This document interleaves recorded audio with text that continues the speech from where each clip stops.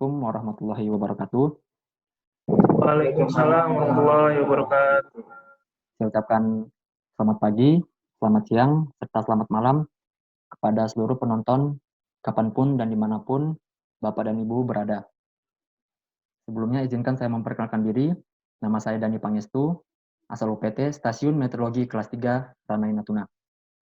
Kemudian saya ucapkan juga terima kasih kepada Mas Prabu serta Mas Reza, perwakilan dari Stasiun Meteorologi Kelas 3 Ranai Natuna, yang berkenan memperhatikan presentasi saya pada kesempatan kali ini. Izinkan saya mempresentasikan resume jurnal saya berjudul Hubungan antara ENSO dan siklon tropis di Pasifik Utara bagian Barat selama musim panas utara. Jurnal ini diteliti oleh Haikun Zhao dan Chun Zaiwang. Mereka adalah peneliti dari Cina. Oke, lanjut.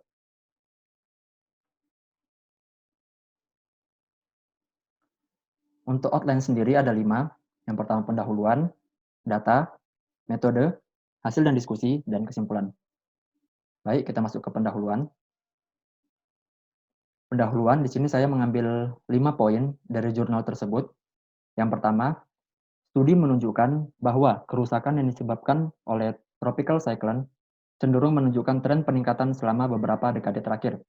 Kemudian yang kedua, selama bertahun-tahun El Nino, tropical cyclone lebih banyak terjadi di kuadran tenggara Western North Pacific dan cenderung bergerak ke barat laut. Kemudian terjadi peningkatan kekhawatiran tentang hubungan antara perubahan iklim dan siklon tropis. Kemudian, Pasifik Utara bagian Barat, Western North Pacific, adalah salah satu cekungan laut paling aktif dan terjadi sekitar 27 siklon tropis setiap tahun, menurut Chan 2005. Kemudian yang intinya, masih sedikitnya penelitian yang membahas korelasi antara aktivitas ENSO dan siklon tropis di Pasifik Utara bagian Barat pada musim panas utara. Makanya, jurnal ini ada. Kemudian lanjut, intermezzo sedikit, sekiranya ada yang bertanya, apa sih yang dimaksud dengan ENSO? Baik, sedikit saja. Mungkin ENSO adalah fenomena alamiah dan terjadi fluktuasi dua keadaan, yaitu El Nino dan La Nina. El Nino terjadi keadaan hangat dibanding normal di Pasifik Tengah dan Timur, sedangkan La Nina keadaan dingin dibanding normal. Kemudian untuk distribusi SST, bisa dilihat sendiri pada saat El Nino di bagian Samudra Pasifik terlihat cenderung lebih hangat. Dan ketika La Nina, maksud saya, di Samudra Pasifik cenderung lebih dingin suhu muka lautnya.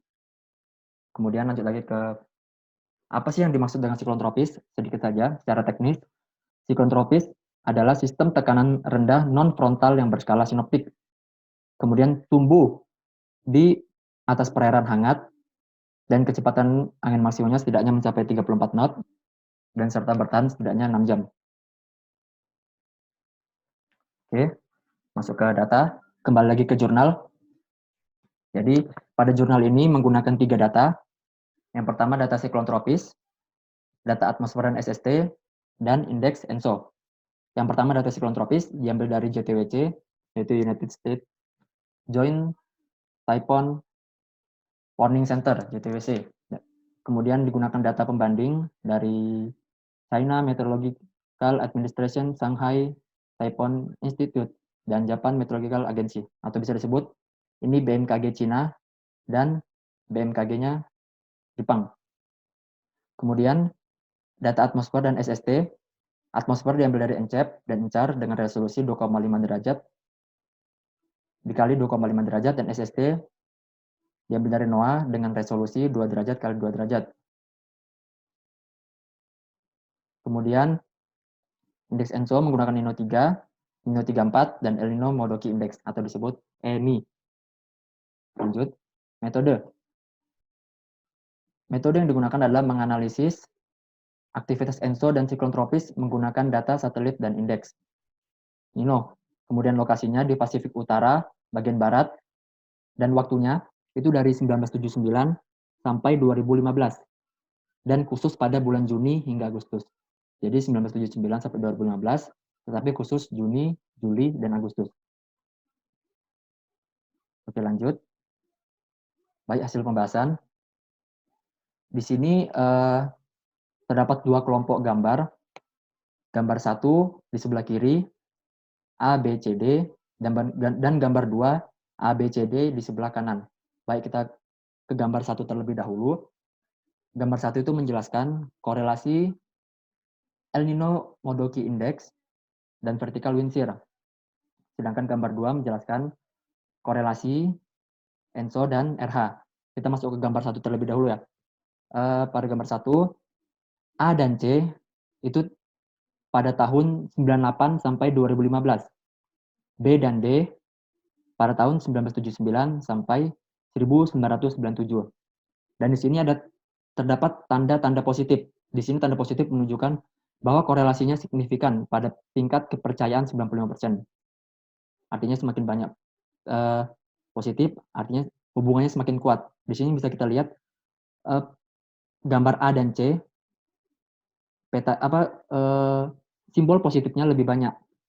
Artinya hubungan ENSO dan vertical wind shear setelah tahun 98 itu lebih kuat dibandingkan sebelum tahun 1998. Kemudian gambar yang kedua, korelasi MI dan RH, di sini juga terlihat sama, bahwasanya hubungan yang kuat terjadi setelah tahun 1998. Terlihat banyak simbol positif, dan sebelum tahun 1998, gambar B dan D, sedikit tanda positifnya. Artinya hubungannya tidak terlalu tinggi, tidak terlalu kuat. Kemudian dua perubahan fitur diamati sekitar tahun 98. Yang pertama, hubungan interanual antara ENSO dan TC, tropical cyclone, ternyata lebih kuat setelah tahun 1998. Kemudian yang kedua, semakin signifikan perubahan vertical wind shear dan RH seperti pada sebelumnya, diinduksi oleh peristiwa Central Pacific ENSO selama tahun 1998 hingga 2015 secara signifikan meningkatkan hubungan interanual antara ENSO dan tropical cyclone selama tahun 1998 sampai 2015. Kemudian ini ada gambar ketiga. Ini gambar time series. Bisa kita lihat dari tahun 1979 sampai tahun 2015. Pertama untuk garis hitam. Garis hitam menjelaskan frekuensi tropical cyclone. Garis biru menjelaskan PDO index. Sedangkan garis hijau menunjukkan Nino 34 index. Kemudian di sini dibagi dua. Ada sebelum tahun 1998 dan ada yang setelah tahun 1998. Kemudian di sini dapat kita lihat R korelasinya. Korelasi frekuensi tropical cyclone dan Nino 34 sebelum tahun 1998 yaitu nilainya 0,44. Dan R korelasi frekuensi tropical cyclone dengan Nino 34 setelah tahun 1998 ternyata 0,60. Artinya setelah tahun 1998 ternyata hubungan tropical cyclone dan ENSO lebih kuat. Kemudian masuk kita ke kesimpulan. Kesimpulan yang saya ambil, korelasi ENSO dan tropical cyclone menunjukkan perubahan interdekadal dengan yang pertama, korelasi lemah sebelum tahun 1998, yaitu 0,20. Ini sangat lemah. Dan ternyata korelasi signifikan setelah tahun 1998, yaitu 0,54. Hubungannya cukup kuat setelah tahun 1998. Berikut referensi yang saya gunakan. Maksud saya referensi yang digunakan jurnal ini.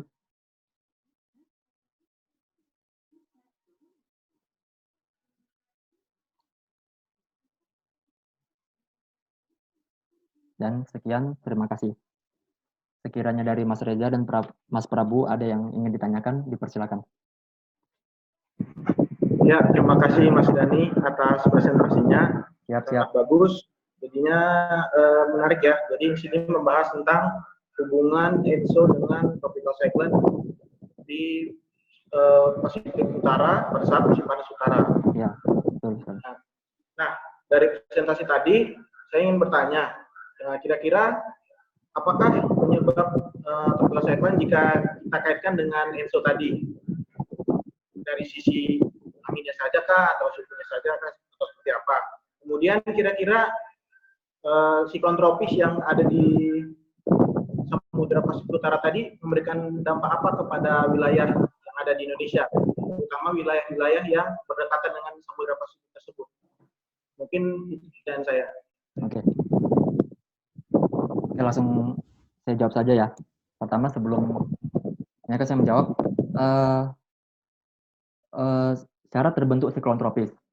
Cara terbentuk siklon tropis yaitu pertama suhu permukaan laut sekurang-kurangnya minimal 26,5 derajat Celcius. Artinya butuh suhu permukaan laut yang hangat agar terbentuk siklon tropis. Kemudian syarat kedua adalah kondisi atmosfer yang tidak stabil yang memungkinkan terbentuknya awan-awan konvektif atau awan cumulonimbus.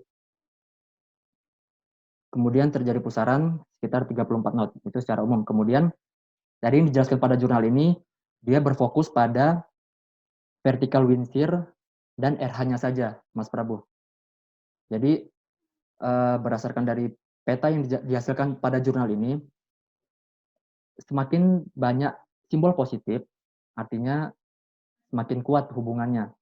Dan di sini hanya memfokuskan pada parameter RH dan vertical wind shear saja, gitu, Mas Prabu. Kemudian untuk bagaimana sih hubungan atau bagaimana sih dampak kepada wilayah Indonesia seperti itu ya. Jadi untuk mengetahui dampaknya kita harus mengetahui dulu pergerakan siklon tropisnya. Jika siklon tropisnya mendekati Indonesia, kita perlu mengetahui faktor skala lokal wilayah-wilayah yang terdekat dengan siklon tropis tersebut sehingga kita bisa memberikan peringatan dini secepatnya kepada masyarakat seperti itu. Bagaimana Mas Prabu? Ya cukup jelas. Jadinya intinya itu jurnal tadi itu membahas tentang pengaruh anginnya saja, pengaruh ENSO terhadap angin dan RH tadi untuk membentuk siklon tadi ya. Benar sekali, benar sekali. Dan sedikit sudah cukup jelas. Sedikit menambahkan penelitian ini khusus pada bulan Juni dan Agustus. Baik, seperti itu. Bagaimana dengan Mas Reza? Ya, terima kasih Mas Dani. Saya juga ingin bertanya. Pada jurnal ini sangat menarik ya karena membahas tentang korelasi antara tropical cyclone dengan ENSO. Namun terkait dengan event terjadinya tropical cyclone dan hubungannya terhadap PDO dan ENSO, apakah mungkin tropical cyclone ini bisa terbentuk di daerah Central Pacific dan bagaimana presentasi ke depannya? Terima kasih Mas Dani. Oke, baik, saya akan berusaha menjawab. Seperti yang kita tahu, siklon tropis itu terbentuknya di daerah tropis. Akan tetapi siklon tropis itu tidak, atau maksud saya sulit terbentuk di benar-benar lintang nol atau ekuator karena ada pengaruh dari gaya Coriolis sehingga dibelokkan, sehingga untuk terbentuk siklon tropis di Central Pacific di 0 derajat itu sangat susah sekali. Akan tetapi jika kita naikkan sedikit ke atas, utara ataupun selatan, sekitar 10 derajat, di situ berpotensi terbentuk siklon tropis. Saya rasa seperti itu.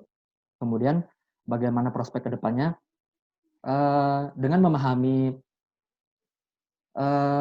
potensi ENSO, diharapkan kita juga bisa mengetahui potensi pergerakan siklon tropis sehingga kita bisa memberikan peringatan dini secepatnya. Dan saya yakin dari programmer-programmer BMKG bisa membangun model numerik sehingga bisa membuat perakiraan terjadinya siklon tropis ke depannya. Saya rasa seperti itu. Oke, terima kasih Mas Dani atas presentasi dan jawabannya. Sekian dari saya. Terima kasih. Oke, baik. Saya rasa cukup. Terima kasih atas pertanyaan dari Mas Reza dan Mas Prabu. Dan terima kasih juga telah memperhatikan presentasi saya pada kesempatan kali ini. Semoga kita tetap sehat selalu. Dan saya mohon maaf jika ada salah. Wabillahi taufiq wal hidayah. Assalamualaikum warahmatullahi wabarakatuh. Waalaikumsalam warahmatullahi wabarakatuh.